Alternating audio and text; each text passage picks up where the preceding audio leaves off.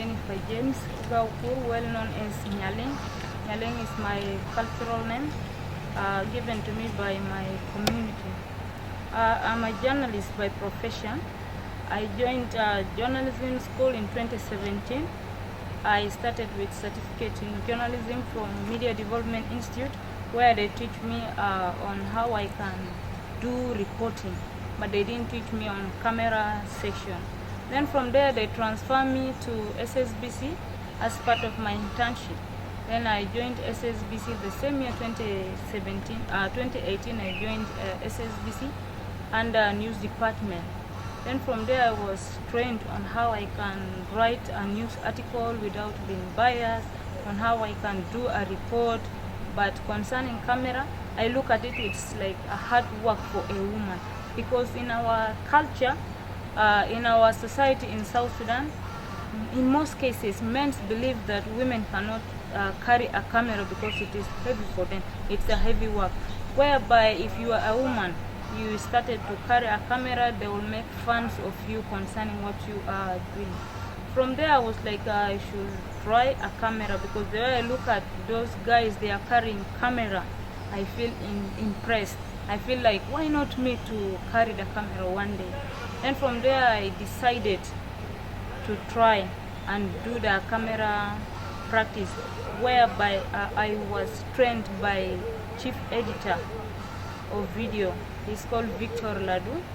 He trained me for 2 good months on how I can carry a camera, how I can do videographic, photographic, what need to be done, what I should not do, especially and in such kinds of places where there is floods, where there is war zone areas, such kind of thing. Then from there I picked that interest of how I can go on with my work as a journalist.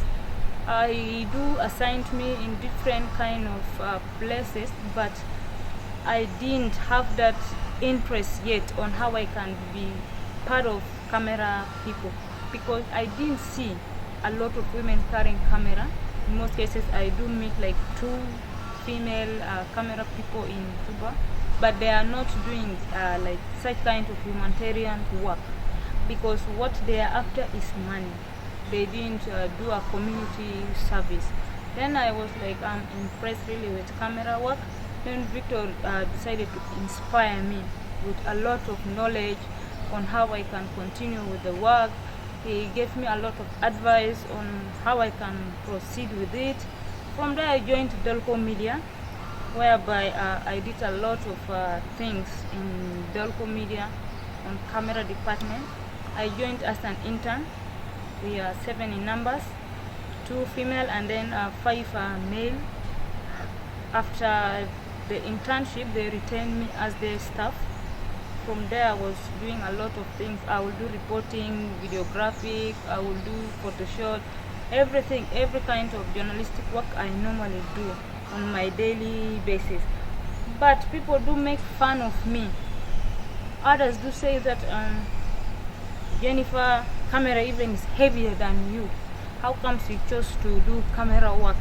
Then I was like, yeah, I just feel like to be part of that. I wanted to tell my communities outside there that not only man can do this camera work, but a woman also can do it more better than what a man can do. Then there were like a lot of people normally make fun of me, especially when we meet in the field. Like, yeah, others do encourage me to continue, others were like, you cannot do it.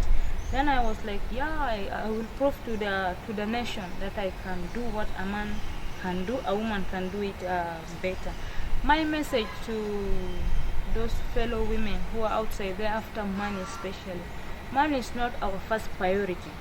Let's fulfill our mission as a journalist in the country.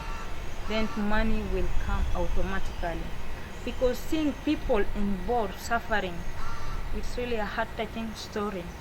The moment I was taking the shots, the first shots whereby I was down, there was a woman carrying her properties, trying to cross the flooding area with a small child.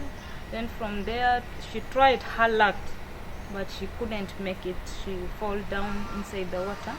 Then the moment I was up standing, so amused, there was a child whereby the woman is coming together with him. After the mother fall down, then the child decided to just disappear inside the water. He started swimming, and then from there he appeared somewhere. That's why I was so exciting about that. Concerning a woman in South Sudan, the photo is circulating in social media. Sincerely speaking, I can't believe that the photo can touch a lot of people, because my message concerning the photo is I wanted to send that message to my female colleagues that what a man can do, really a woman can do it more better. If you love your work, you can do it perfect. Concerning the other side, also to my male colleague, let's stop making fun of women, especially when they're doing such kind of work. Let's not make such kind of fun. In case of encouraging each other, such that we will continue and we will prosper together. Let's not make fun of each other.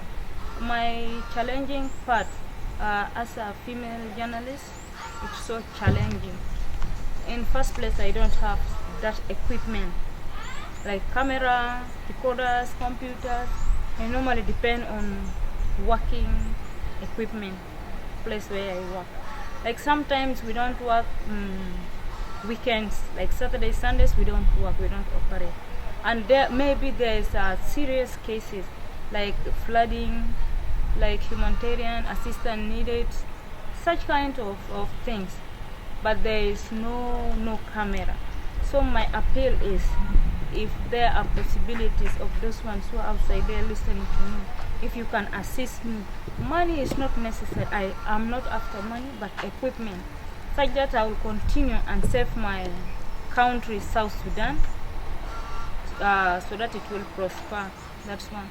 Secondly, I have that vision of building a studio, but there is no financial plan for that.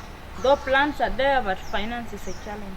So my appeal is to the well-wishers who feel like to be part of that, you're welcome. My message to my institute, MDI, I'm really impressed by what you people gave me. I will not let you down. And also to Dalco Media, where I worked, I wanted to say thank you very much. If not because of you, I would not have reached to that level. To my fellow citizens in South Sudan, I'm so much impressed, especially by those one who try to share my photo across social media. I'm so much happy. And also not forgetting Ajak Media.